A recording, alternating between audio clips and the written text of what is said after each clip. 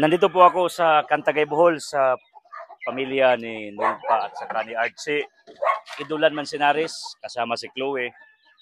Kasi titingnan ko po yung poultry nila dito.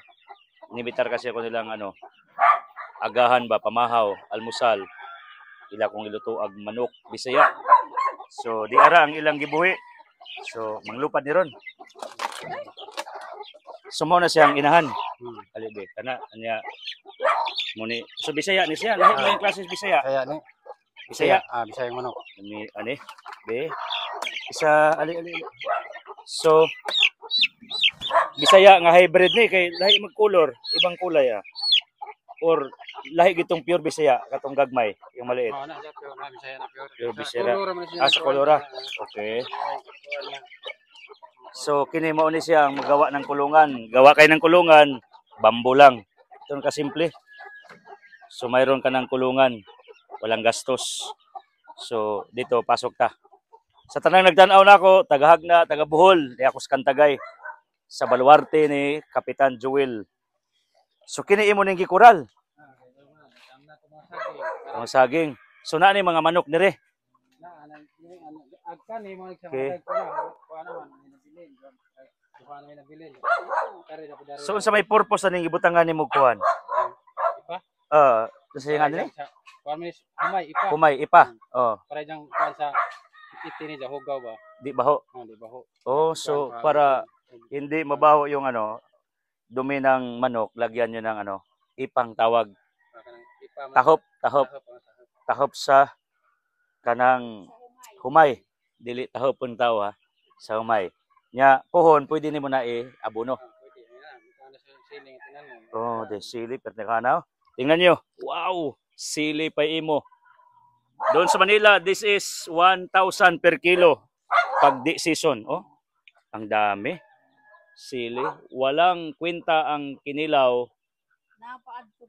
Anong, huwag ka mamaligyan Di mo ito bininta. Baligya. Kamay pa man. Diyan sa Sagna? Diyan. So, ito pilang kilo dawat nila diya sa barbecuehan or asa? Tsaka ang liblig dyan, 150. 150. Wow, 150 Sagna Pero season, mahal gini. Manila, taglibo. So, usa ka adlaw nimong, usa ka adlaw nimo daling, harvest, pila ka kilo imo makuha sa imong experience? Last ng harvest dani, naka-harvest ko tingag kilo. Ay sobras ito nga, mas 600 grams. Usa to ka adlaw nimong kinuha? Dali ra, kuan ra, hapon ra. Alas 2 ko naghap. So pa mag-harvest kag sili kasi yung iba ayaw magtanim dito kay kana bang kuti ba? Hasol. Kuti jud siya inig mag harvest. Mahirap pag anihin kasi isa-isahin, kailangan mo isa-isahin para gunting. Guntingin mo isa-isa. So, ganun. Pwedeng tulad sa ibang prutas ay na madali lang ito. Kailangan mo talaga ng oras para harvest. Harvest. Oh, das likod Ari ka. Read natin to. Ang atong purpose, pinakita natin to sa publiko para gayahin. Kasi po, ako ay promoter ng agriculture or farming. Unsan po ni kulikot? What's the difference kani? Unsa man lahi manig porma? Tingnan niyo. Tawag sa Tagalog sili nga pang sigang. Sigang. Dani sa espada mura dani. Sili espada. Okay. Look at the difference. Sili espada ag kini sili kutsilyo. Kay magbuman. Sili sundang. Di apoy lahi manig color. Mora ni sila kani sila Brad kuan siya kamis tami og sirpulyones siya nanguha kog pila ka buki pasanay. Wow. So pwede ta dinhi magpasanay. Kana kinog Kari mahal man ning kilo tag 100 kining sili atsal. So nakasapi na ka dire. Ay di man mag sili atsal sili atsal. Sili espada. Espada espada. Diara espada lami ni sa dinuguan or dinuguan kani. Kanang sigang. Paksiw. Okay. Kanina pwede na daghan diya kay ubi. Di ubi pakatay ra ubi.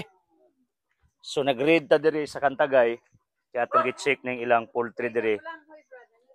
Napay bulanghoy. Doon sa sa kabila. So what we are doing here is this is called intercropping, yung sari yung tanim. At tinatawag din itong integrated farming. kasi may poultry, may farm. Ito, Dimonsito. kari, ito, This is liso. Ganito ang reason nyo. Liso.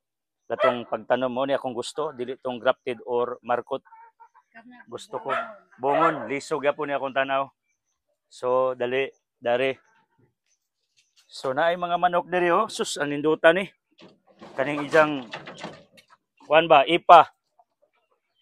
Pwede ni gamito nato pang abono. Dali dagko.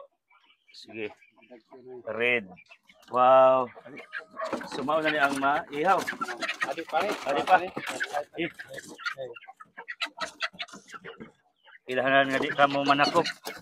E di ko kawatag manok sa una. Oh, grasya. So, tagpila. Kasagaran o sa kabok, pila imo masapi. Isa ka kilo ra magusaya, isa ka kilo ra jud. So, how much per kilo? 50. 250. So, kung mayroon kang napo, 2.5. Sus, grabe kwarta. Ito ay magpayaman sa iyo, Archie, og nulpa kung damihan mo pa. Volume. So, silang Kapitan Joel dire, mangumpra.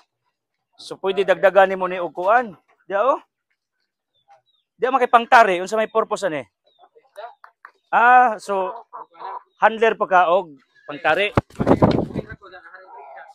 So di nimo i-train, dili. Di, gunay mo palit, ay balik da. Di ko pumanabong. Sa to pa ang manok bisag di i-train mo away siya. Natural.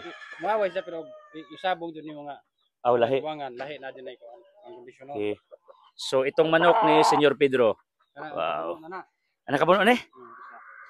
So ito'y lumalaban pala sa buwangan, sa bungan. So pinakita ko sa inyo, kamo mga followers nako kay nanudlo man taon sa para makakwarta. So ang ako mga followers man ako ni. Mga magaling sa diskarte. Ha? Kanay nga ni bro, mahal ni og pait kay nga ni. Oo. Kuan ni 2,000 pataas. So na kay na po dire 2,000 pataas, 20,000. Wow. Daghang na dato ani. Kas naman nig feeds. So guwapo nga business ning manukan actually. So you started this, ikaw nag-una din sa una. Oh, ako yung nag-una ani Brad. Karon kuan ra to duha ra gud ka na dyan. Hantod ni daghan. Ja karon ni ano mga anak si dyan ay magam. Wow. Dapat galumlum ali. Pakita ko sa inyo. Ito yung itsura yung kinaraan na style oh. Hello. Inahin. Hingangkan. Wow, yan. So much for that. Ako ra mong gi-tour dire sa poultry area dire sa Cantagay. Tungod kay gusto ko kayong lahat gagawa ng paraan kasi ang swerte is will follow pag marunong kang dumiskarte sa buhay. Okay? Again, I'm here at Cantagay sa pamilya Mansinares with Nulpa, Chloe, with Archie. Sa apelidong Chloe? Asero. Pagpalain ko lahat. God bless.